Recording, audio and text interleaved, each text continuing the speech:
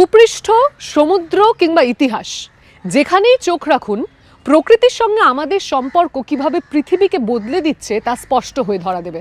নমস্কার, ইকো ইন্ডিয়ার আজকের পর্বে আপনাদেরকে সকলকে স্বাগত জানাচ্ছি। আমি দেবী সাহা।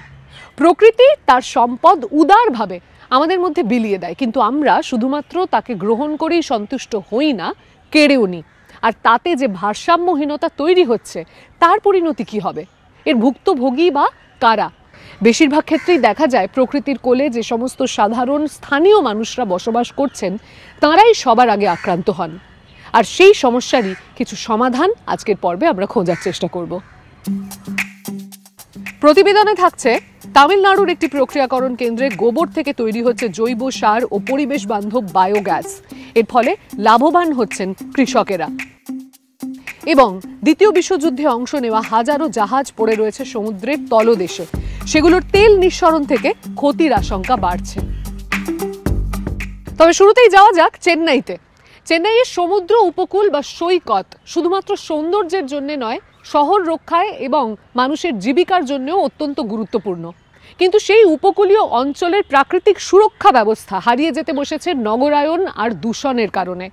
চেন্নাইয়ের উপকূল অঞ্চলের এই ভূ প্রকৃতির রক্ষায় একজোট হয়েছেন বিশেষজ্ঞরা এবং স্থানীয় বাসিন্দারা। এই দলটি বিশেষ এক ভ্রমণে বেরিয়েছে। চেন্নাইতে কেন বারবার বন্যা হয় স্থানীয় বাসিন্দা হিসেবে তা জানতে চান তারা।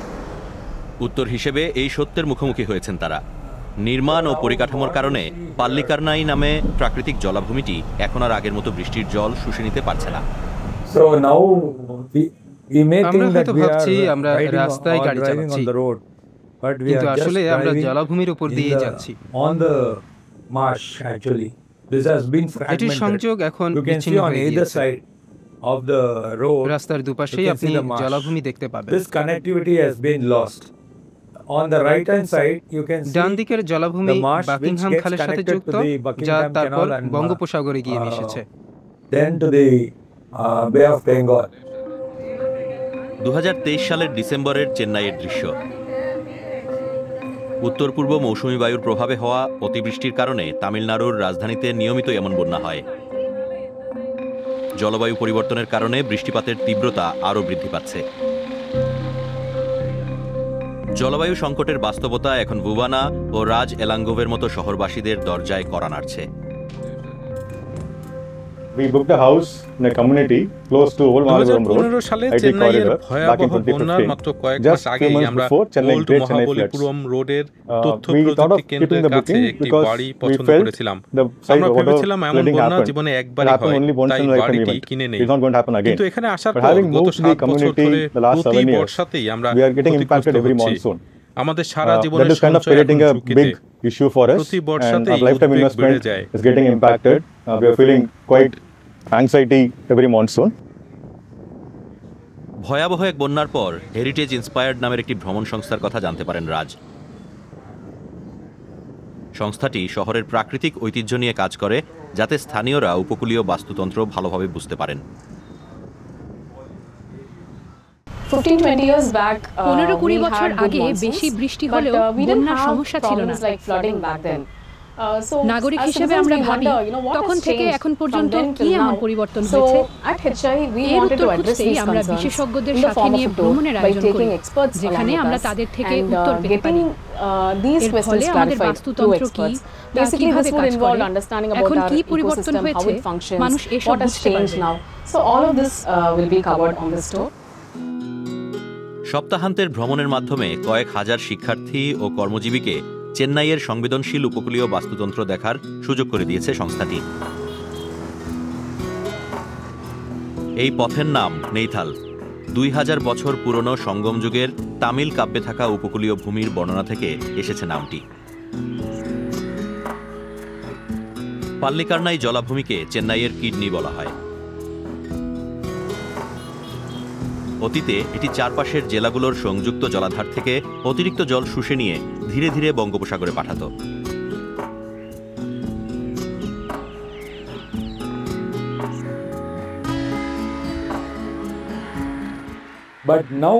কিন্তু এখন পরিমাণ 10%-এরও কম।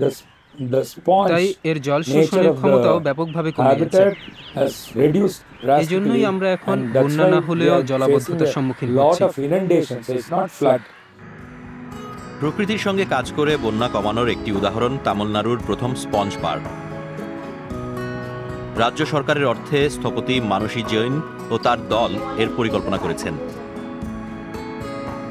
চেন্নাই শহর থেকে প্রায় 20 কিলোমিটার পশ্চিমে পোরুরে এটি অবস্থিত। So 2 years ago when we first arrived on the site, it was completely asphalted and it was a গাড়ি পার্কিং করার জায়গা হিসেবে ব্যবহৃত হতো। এখানে একটি জলাশয় ছিল যা সম্পূর্ণ দূষিত হয়ে গিয়েছিল। এই বিশেষ স্থানটি একটি জলাভূমির অবশিষ্টাংশ ছিল এবং এটিকে পুনরুজ্জীবিত করার একটি বড় সুযোগ ছিল।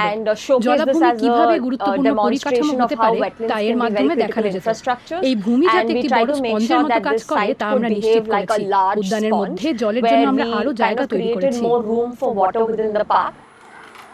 এই পরিকল্পনার কারণে জমির উপর দিয়ে জল প্রবাহের গতি কমে যায়, যা বর্ষাকালে বন্যার ঝুঁকি কমায়। ছোট ছোট ঢিবি এলাকার জল ধারণ ক্ষমতা বাড়ায়, ফলে বৃষ্টিপাত ভালোভাবে মোকাবিলা করা যায়। অতিরিক্ত জল মাটিতে শোষিত হয়। আমরা দেখেছি গত বর্ষায় এই পুরো এলাকা জলে ভরে গিয়েছিল, কিন্তু আমরা এমনভাবে পরিকল্পনা করেছি যে জল রাস্তা পর্যন্ত ওঠেনি। আমরা এমনভাবে ঢাল তৈরি করেছি যাতে জল ধীরে ধীরে মাটিতে শোষিত হতে পারে এবং অতিরিক্ত জল হ্রদের দিকে যেতে পারে। এভাবে আমরা বন্যা কমাচ্ছি এবং বর্ষাকালে হ্রদে অতিরিক্ত চাপ পড়ছে না। বাকিংহাম খালও বর্ষাকালে আরও বেশি বৃষ্টির জল শুষে নিতে পারত। এটি এই ভ্রমণের আরেকটি কেন্দ্র। কিন্তু পলি ও আগ্রাসী কচুরিপানার কারণে ঔপনিবেশিককালে ব্রিটিশদের তৈরি প্রাক্তন বাণিজ্য পথটি বন্ধ হয়ে গেছে। এখন এটি মাত্র 30 সেন্টিমিটার গভীর, কিন্তু সঠিকভাবে রক্ষণাবেক্ষণ করলে এটি প্রচুর পরিমাণে জল শুষে নিয়ে বঙ্গোপসাগরে পাঠাতে পারত।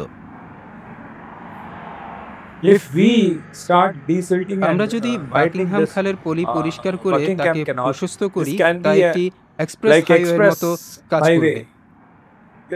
এটি হবে এক্সপ্রেস জলপথ। অল্প সময়ে প্রচুর বৃষ্টি হলে এই পথে দ্রুত জল নিষ্কাশন করা তখন সহজ হবে। নেইথাল ভ্রমণ কিছু ব্যবহারিক পরামর্শ দিয়ে শেষ হয়। ভুবানা রাজ দলের সবাইকে সঠিক উপায়ে ঘরের বর্জ্য আলাদা করা শেখান, যাতে তা জলপথ আবদ্ধ না করে। ভবিষ্যতে চেন্নাইয়ের মূল্যবান জলাভূমিগুলো রক্ষায় এভাবেই নিজেদের প্রশিক্ষিত করছেন নাগরিকেরা। আপনার বাড়িতে সামুদ্রিক মাছ কোথা থেকে আসে? উপকূলীয় এলাকায় বসবাস করলে হয়তো জেলেদের থেকে সরাসরি কিনে নিতে পারেন, কিন্তু সমুদ্রে মাছ ধরা এখন আর শুধুমাত্র জেলেদের ওপরে নির্ভর করে না, কেননা তা একটি বড় আকারের শিল্পে পরিণত হয়েছে। অনেক সংস্থা বিশাল আকারের জাহাজ দিয়ে সমুদ্র থেকে ইচ্ছে মতন মাছ সংগ্রহ করছে। আর এর বিপরীতে দাঁড়িয়ে ফ্রান্সের এক ছোট জেলে প্রথাগত উপায়ে মাছ ধরবার চেষ্টা চালিয়ে যাচ্ছেন, যাতে মাছেরা চিরতরে হারিয়ে না যায়। তাঁর এই প্রচেষ্টা কি সফল হবে? ট্রেটন সমুদ্র উপকূলে শীতের সকাল। জেলে উইলিয়াম ম্যাকে চিরাচরিত পদ্ধতিতে দীর্ঘ সারিবদ্ধ বড়শিতে ম্যাকরেল মাছ ধরছেন।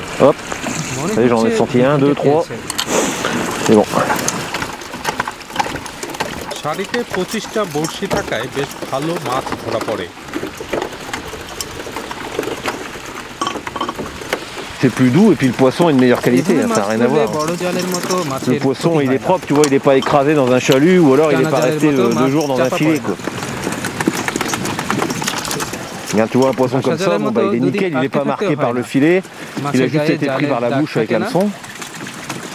Il va être super ferme, il va pas être tout mou, quoi. মাছের সংখ্যা ঠিক রাখতে উইলিয়াম দিনে 300 কিলোর বেশি মাছ তোলেন না। তার নৌকায় 10 লিটারেরও কম জ্বালানি ব্যবহার হয়। মাছ ধরাই তার পেশা, তাই তিনি মাছের ক্ষেত্রে সংখ্যার চেয়ে গুণমানের দিকেই বেশি নজর দেন। কোস্টাই নামের সংস্থার কাছে এটি গুরুত্বপূর্ণ। উইলিয়ামের ধরা মাছের 90%ই প্যারিসের দক্ষিণে অবস্থিত তাদের গুদামে যায়। সেখানে মাছ মেপে গ্রাহকদের জন্য প্যাকেট করা হয়। La pêche industrielle capte tous les quotas, ça capte les zones de pêche, et ça fait que les pêcheurs côtiers, ils ont beaucoup de difficultés. Donc nous, on est garanti d'un soutien avec des bons prix. তাজা মাছ আর সামুদ্রিক খাবার সমুদ্র থেকে সোজা যাবে ভোক্তার প্লেটে। সবজি বাজার থেকে পাওয়া এমন ধারণাকে সামুদ্রিক মাছের ক্ষেত্রেও কাজে লাগাচ্ছেন শার্ল গুইলিয়েক। সারা ফ্রান্স থেকে মাছ কিনে 72 ঘন্টার মধ্যে তিনি তার গ্রাহকের কাছে পৌঁছে দেন। Faisons que les gens arrêtent de manger ces poissons-là importés de loin et qui mangent des poissons français, moins connus.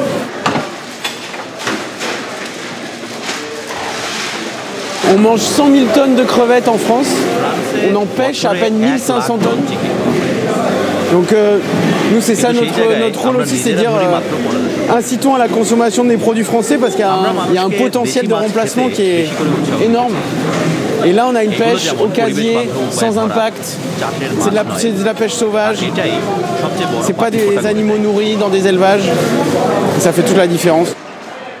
গ্রাহকরা ফ্রান্সে ছড়িয়ে থাকা 1700 দোকান থেকে মাছ কিনতে পারেন, যেমন প্যারিসের সীমান্তে থাকা এই চিজের দোকানটি। Le poisson est super frais chez Poiscaille, donc ça me plaît bien. En fait, je mangeais plus trop de poisson et avec Poiscaille, je me suis remis à manger du poisson. J'aime pas manger du poisson sans savoir d'où il vient, comment il a été pêché. Donc c'est soit je mange pas de poisson, soit il fallait trouver une alternative. William গ্রাহকদের জন্য ভোরবেলায় নৌকা নিয়ে বের হন। তিনি আধুনিক যন্ত্রেরও সাহায্য নেন। Ici j'ai mon sondeur qui permet de chercher les poissons. La petite couche rouge jaune là, ça c'est du maquereau. Ici on a du maquereau aussi, tu vois. উইলিয়ামের আসল প্রতিদ্বন্দ্বী বড় বড় মাছ ধরা জাহাজগুলো, যারা একসাথে কয়েক টন মাছ তোলে। Donc la semaine dernière, on a eu l'armement Intermarché qui est venu ici, tu vois. Avec 3-4 bateaux, là, ils ont fait 60 tonnes de maquereau dans la nuit. On est 6 ou 7 bateaux à faire le maquereau ici l'hiver, tu vois. Bah, quand ils viennent, c'est... Quand ils viennent, en fait, tu vois, tu le sens, hein, le lendemain, tu sens les maquereaux, ils sont plus là, quoi. 2025 সাল থেকে ইউরোপীয় union mackerel মাছের সংখ্যা ঠিক রাখতে কঠোর নিয়ম করেছে। এখন আগের বছরের ধরা মাছের 1/3 শুধু ধরা যাবে। মোট পরিমাণ 60,000 টন, অর্থাৎ উইলিয়ামের জন্য প্রতিদিন সর্বোচ্চ পরিমাণ দাঁড়াচ্ছে 150 kilo. Il faudra bien s'adapter. আমাদের মানিয়ে নিতে হবে। On peut faire du calamar, on peut faire du maquereau, on peut faire de la sèche, tu vois, on arrive toujours à trouver quelque chose quand même, quoi. Si j'arrive à faire 40 ou 50 kilos de poisson par jour à la ligne, ça me suffit, quoi. Putain, là ça pêche, hein. William এখনো আশা রাখেন নিয়মকানুন সত্ত্বেও জেলে হিসেবে তার ভবিষ্যৎ রয়েছে। দ্বিতীয় বিশ্বযুদ্ধের সময় কয়েক হাজার জাহাজ সমুদ্রে ডুবে গিয়েছিল। এর মধ্যে অনেকগুলোতে এখনো কয়েক লাখ গ্যালন তেল রয়ে গিয়েছে। সময় যত পেরোচ্ছে এই জাহাজগুলো ততই টাইম বোমায় পরিণত হচ্ছে, কেননা এর থেকে তেল বেরোতে শুরু করলে তা সামুদ্রিক প্রাণ প্রকৃতি এবং সমুদ্রের উপর নির্ভরশীল মানুষ উভয়ের জন্যই বিরাট বিপদ ডেকে আনবে। কিন্তু এর ব্যবস্থা কি নেওয়া যেতে পারে? কেননা সমুদ্রে ডুবে যাওয়া জাহাজ থেকে তেল বের করে আনার দায়িত্ব কার? বিপদের ঠিক কতটা কাছাকাছি আমরা? সমুদ্রের অতল জলের গভীরে পড়ে আছে লাখ লাখ ডুবে যাওয়া জাহাজ, এর মধ্যে কয়েক হাজার দ্বিতীয় বিশ্বযুদ্ধের সময়কার। জীর্ণ হয়ে যাওয়া এই জাহাজগুলোর ভেতরে কোটি কোটি গ্যালন তেল জমা আছে। সময়ের সাথে সাথে এগুলো থেকে বিষাক্ত তেল বের হওয়ার আশঙ্কা তৈরি হচ্ছে। লোহায় মরিচা পড়া বন্ধ থাকে না, বিপদটাই আসন্ন। শুধু সামুদ্রিক প্রাণীর জন্যই নয়, সমুদ্রের উপর নির্ভরশীল মানুষজনের জন্যও এই জাহাজগুলি অশনি সংকেত। ঝুঁকিটি আসলে কোথায়, আর এই বিস্তৃতির অতলে তলিয়ে থাকা জাহাজগুলিকে কে পরিষ্কার করবে?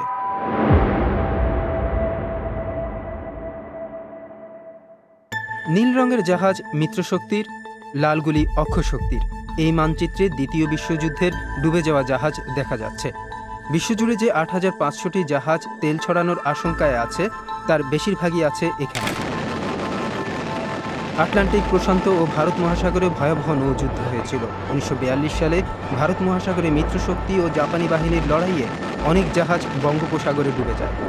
বিস্তৃতির অতলে তলিয়ে যাওয়া এই জাহাজগুলো ও তাদের ভেতরের জিনিসপত্র সম্পর্কে এখনও সঠিক কোনো তথ্য নেই। চোখের আড়াল মানেই মনের আড়াল, এই নিয়ে মানুষ তাই চিন্তিত নয়। ম্যাট কার্টার একটি অস্ট্রেলিয়ান সংস্থায় কাজ করেন। তারা প্রশান্ত মহাসাগর এলাকায় ডুবে যাওয়া জাহাজ শনাক্ত করেন। আমরা জানি প্রশান্ত মহাসাগরে এমন অসংখ্য জাহাজ আছে, কিন্তু সেগুলোর সঠিক অবস্থান বা কতটা ক্ষতিকর হতে পারে তা আমাদের অজানা। ৮০ বছর জলের নিচে থাকার পর ক্ষয়প্রাপ্ত এই জাহাজগুলো এখন ভেঙে পড়ার উপক্রম হয়েছে। জলের চাপ, তাপমাত্রা, লবণাক্ততা, স্রোত, নানা কারণে জাহাজগুলো ক্ষয়প্রাপ্ত হয়। সামুদ্রিক প্রকৌশলী João Sousa International Union for Conservation of নেচারে কাজ করেন। এগুলো একদিন না একদিন নিশ্চিতভাবেই ভেঙে পড়বে। বড় মাপের ঘূর্ণিঝড় আর ভূমিকম্প পরিস্থিতি আরও খারাপ করতে পারে। সমীক্ষায় দেখা যাচ্ছে এই দুটি দুর্যোগ ক্রমেই নিয়মিত হয়ে উঠছে বঙ্গোপসাগরের মতো ঘূর্ণিঝড় প্রবণ এলাকায়, যা বড় ধরনের ঝুঁকি তৈরি করে। বড় ধরনের ঘূর্ণিঝড়ে বিশাল ঢেউ আসলে ৪০-৫০ বছর ধরে পড়ে থাকা জাহাজে সামান্য ধাক্কাতেই ফাটল ধরতে পারে। ছোট ভূমিকম্পেও সেরকম পরিস্থিতিতে জাহাজ নড়ে যেতে পারে। বিশেষজ্ঞরা বলছেন এর প্রভাব হবে সুদূর প্রসারী। সমুদ্রের প্রাণী থেকে শুরু করে উপকূলের মানুষ সবাই ক্ষতিগ্রস্ত হবে। সম্ভাব্য প্রভাব হিসেবে মাছ ধরার সঙ্গে সঙ্গে অন্যান্য কাজ হারানোরও ঝুঁকি তৈরি হচ্ছে। এই বিপদ কিভাবে ঠেকানো যাবে? প্রথম কাজ হলো কোথায় কোন জাহাজ আছে এবং সেগুলোতে কি পরিমাণ তেল আছে তা জানা। দ্য মেজর প্রজেক্টস ফাউন্ডেশন অনেক খেটে খুঁটে প্রশান্ত মহাসাগরের কিছু অংশকে চিহ্নিত করেছে। জাপানি আর্কাইভেও আমাদের যেতে হয়েছে। জাপানি দলিলপত্র থেকে আমরা ধারণা করতে পারি জাহাজ ডুবে যাওয়ার সময় সেগুলোতে কত তেল ও কি জাতীয় মালপত্র ছিল। এরপর তারা উপগ্রহ চিত্র ব্যবহার করেন। কয়েক কিলোমিটার লম্বা এই তেলের দাগ জাহাজগুলো থেকেই আসছে। উপগ্রহ চিত্র থেকে আমরা সেই অঞ্চলের ডুবে যাওয়া জাহাজগুলি পর্যালোচনা করতে পারি। এভাবে আমরা বুঝতে পারি কোন জাহাজগুলো সবচেয়ে বেশি ঝুঁকিপূর্ণ। এরপর ডুবুরি পাঠাবার পালা। কিছু জাহাজের অবস্থান প্রত্যন্ত অঞ্চলে, সেগুলোর তথ্য জানতে এছাড়া কোনো উপায় নেই। ম্যাট কার্টার ও তার সহকর্মীরা প্রশান্ত মহাসাগরে দুটি গুরুত্বপূর্ণ এলাকা চিহ্নিত করেছেন। প্রথমটি মাইক্রোনেশিয়ার চুক উপহ্রদ। ১৯৪৪ সালে আমেরিকা ও জাপানের যুদ্ধে সেখানে অনেক জাহাজডুবি হয়েছিল। অপারেশন হেলস্টোন নামের এই যুদ্ধে ৪০টিরও বেশি জাপানি জাহাজ ডুবে গিয়েছিল। এদের মধ্যে একটি তেলের ট্যাঙ্কারে ৮ লক্ষ গ্যালন তেল থাকতে পারে, এমনটাই ম্যাটের আশঙ্কা। আমাদের হিসেব অনুযায়ী চুক উপহ্রদে পরিবেশের জন্য অতি ঝুঁকিপূর্ণ ২০টি জাহাজ আছে। এর মধ্যে ১৫টির জন্য দ্রুত ব্যবস্থা নেওয়া দরকার। এসব জাহাজে ভারী জ্বালানি তেল, বিস্ফোরক, সীসা, পারদ ইত্যাদি নানা ধরনের দূষক আছে। অন্তিম পর্বের পরিচ্ছন্নতা অভিযানের আগে এই সব তথ্য সংগ্রহ করা খুবই জরুরি। কোথায় আছে, কতটা আছে সবই জানা। আপনি জানেন ভেতরে কি আছে, হাত দিলে কি ঘটবে। আপনি জানেন গভীরতা কত, স্রোত কেমন। এবার আসল সমস্যার শুরু। এটি পুরনো পাত্র থেকে তেল টেনে বের করার মতো সহজ কাজ নয়। কিছু জাহাজ স্পর্শ করলেই ভেঙে পড়তে পারে। কিছু জাহাজ এত গভীর যে স্বয়ংচালিত যন্ত্র দিয়েই কেবল কাজ করা সম্ভব। তেল তোলার প্রক্রিয়া কত জটিল হবে তা নির্ভর করবে জাহাজের গভীরতা, জলের চাপ, তাপমাত্রা, স্রোত, তা কত প্রত্যন্ত জায়গায় আছে, এই সব কিছুর উপরে। সৌভাগ্যক্রমে এই দক্ষ নিষ্কাশন ব্যবস্থা ইতিমধ্যেই পরীক্ষিত।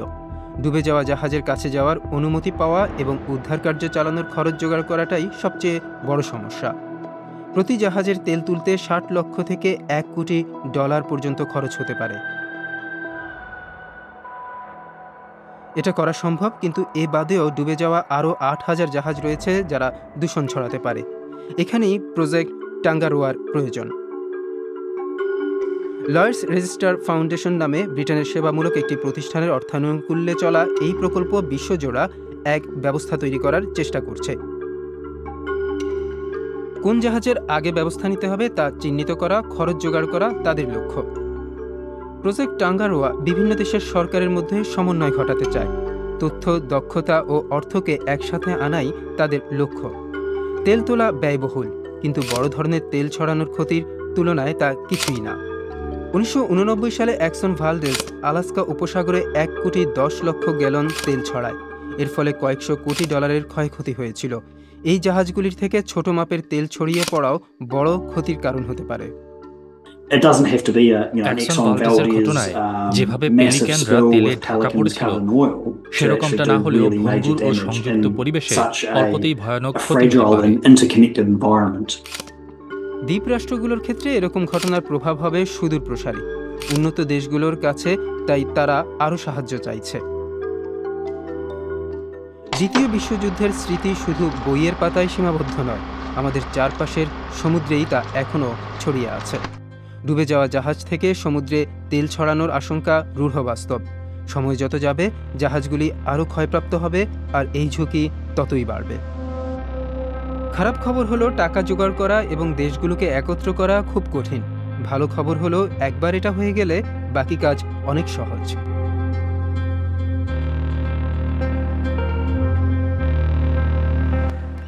সমুদ্রের তলদেশের জাহাজ থেকে এবারে চলুন যাওয়া যাক ব্যতিক্রমী এক প্লান্টে, যেখানে মূল কাঁচামালটি আসে গরু থেকে। গরু আমাদের দুধের যোগান দেয়, যার উপরে নির্ভর করে গড়ে ওঠে দুগ্ধজাত খামার। কিন্তু শুধুমাত্র গরুর দুধ নয়, গরুর গোবরও অনেক মূল্যবান। কয়েকশো বছর ধরে গোবর সার এবং জ্বালানি হিসেবে ব্যবহৃত হয়ে আসছে।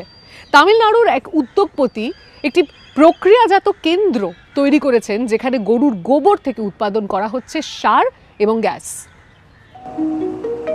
কুরন্দাইকুপ্পাম গ্রামে গোবর থেকে গ্যাস উৎপাদনের একটি প্লান্টের মালিক বিঘ্নেশ্বরন প্রভাকরন, আর এই নিয়ে তিনি খুবই গর্বিত। এলাকার গরুর গোবর কাজে লাগানোর এই চিন্তা প্রায় 6 বছর আগে তার মাথায় আসে, কারণ পচে যাওয়া গোবর থেকে মিথেন গ্যাস বেরোয়। এই কেন্দ্রে গোবর আর অন্যান্য জৈব বর্জ্য বিশেষ পদ্ধতিতে পরিশোধন করা হয়। অণুজীবগুলো বর্জ্য ভেঙে গ্যাস আর কঠিন পদার্থ আলাদা করে ফেলে। For a period of 45 days. Initially 45 days ஆகும். After the microbial actions வந்து improve அதோட decomposition time வந்து நம்ம குறைஞ்சிட்டே இருக்கும். டீகம்போஸ் பண்ணி நாங்க வந்து இந்த பயோகேஸா பயோ சிஎன்ஜி எடுத்து நம்ம வந்து பங்க் கொடுத்ததுக்கு அப்புறம் இதுல பாத்தீங்கன்னா நம்ம போடுற வேஸ்ட்ல வந்து 99% பாத்தீங்கன்னா பயோ மேன்யூரா நாங்க வெளிய எடுத்தோம். இவ்வளவு நம்ம வேஸ்ட் போட்றோமே, இதெல்லாம் வந்து நமக்கு வந்து டிஸ்போஸ் பண்ணுமா வேஸ்ட் பண்ணுமான்னு கிடையாது. It is a zero discharge plant. তামিলনাড়ুর অল্প কয়েকটি জৈব গ্যাস কারখানার মধ্যে এটি একটি। 1 টন গোবর থেকে প্রায় 25 কেজি গ্যাস ও 8 টন জৈব সার তৈরি হয়। এলাকার অনেক কৃষক জৈব পদ্ধতিতে চাষ শুরু করায় এই জৈব সারের চাহিদাও বাড়ছে। এই কলা ক্ষেতগুলো জৈব পদ্ধতিতে চাষ করা। 20,000 বর্গমিটার জমির মালিক কৃষক কান্নাদাসন এখন জৈব সার ব্যবহার করেন। রাসায়নিক সারের চেয়ে এটা 4 গুণ সস্তা, আর উপকারিতাও অনেক বেশি। இங்கே வந்து எஸ்எல்ஆர் அவங்க பயோ ஃபெர்டிலைசர் தான் நாங்கள் யூஸ் பண்ணுறோம். ஏன் அதை யூஸ் பண்ணுறோன்னா, இப்போ வந்து கெமிக்கலில் வந்து இந்த டிஐபி பொட்டாஷியம் அதெல்லாம் போட்டிங்கன்னா அதோட தன்மை நல்லா இருக்கும். ஆனால் வந்து அது வந்து நம்ம கூட கொடுத்துக்கிட்டே இருக்கணும். அந்த ஃபெர்டிலைசர் கொடுத்தா மட்டும்தான் அது வந்து கடைசியில் ஈல்டு வெட்டுற வரைக்கும் கரெக்டாக இருக்கும். ஆனால் வந்து நம்ம இந்த பயோ ஃபெர்டிலைசர் யூஸ் பண்ண பார்த்து நம்ம வந்து ஈல்டு நல்லா இருக்கும், மரமும் பசுமையாக இருக்கும், எந்த இதுலையும் டேமேஜ் ஆகாது. இங்கே நிறைய பேர் அதை வாங்கி யூஸ் பண்ணுறாங்க. நானும் ஒரு 5 ஏக்கர் வாங்கி யூஸ் பண்ணுறோம். இதில் பார்த்தீங்கன்னாலே தெரியும், நிறையா வந்து তারலாம் வந்து எல்லாம் 12 সিপ 13 সিপ করে ஈல்டு கொடுக்குது। বিনিয়োগকারী আর ব্যাংকের থেকে ঋণ নিয়ে বিঘ্নেশ্বরন প্রভাকরন এই কারখানার জন্য প্রায় 11 কোটি টাকা খরচ করেছেন। এছাড়া তিনি সরকারি ঋণ ও অনুদানও পেয়েছেন। কম্প্রেসড ন্যাচারাল গ্যাস সাধারণত গাড়ির বিকল্প জ্বালানি হিসেবে ব্যবহার হয়। তার প্রতিষ্ঠান বিভিন্ন কোম্পানিকে গ্যাস সরবরাহ করে। গ্যাস আর সার বিক্রি করে মাসে প্রায় 6 লক্ষ টাকা আয় হয়। কিন্তু এই কারখানা চালানো সহজ কাজ নয়, এর জন্য প্রচুর পরিমাণে বর্জ্য দরকার হয়। இந்த சைஸ் பிளான்ட், அதாவது என்னோட பிளான்ட் பாத்தீங்கன்னா ஒரு நாளைக்கு வந்து 2500 ல இருந்து 3000 kgs ஆஃப் கேஸ் உற்பத்தி பண்ண முடியும். அப்ப பாத்தீங்கன்னா ஒரு நாளைக்கு 180 டன் மாட்டு சாணம் நமக்கு தேவைப்படுது. ஒரு மாடு பாத்தீங்கன்னா ஆன் ஆவரேஜ் 10 kgs மாட்டு சாணம். இப்ப 180 டன் தேவைன்னா நமக்கு எவ்வளவு 1500 மாடு கிட்ட நமக்கு தேவை। বাধা সত্ত্বেও নিজের উদ্যোগ নিয়ে বিঘ্নেশ্বরনের মনে কোনো দ্বিধা নেই, কারণ জৈব গ্যাসকেই ভবিষ্যৎ বলে মনে করেন তিনি। সস্তায় ভালো সার পেয়ে কৃষকেরাও খুশি।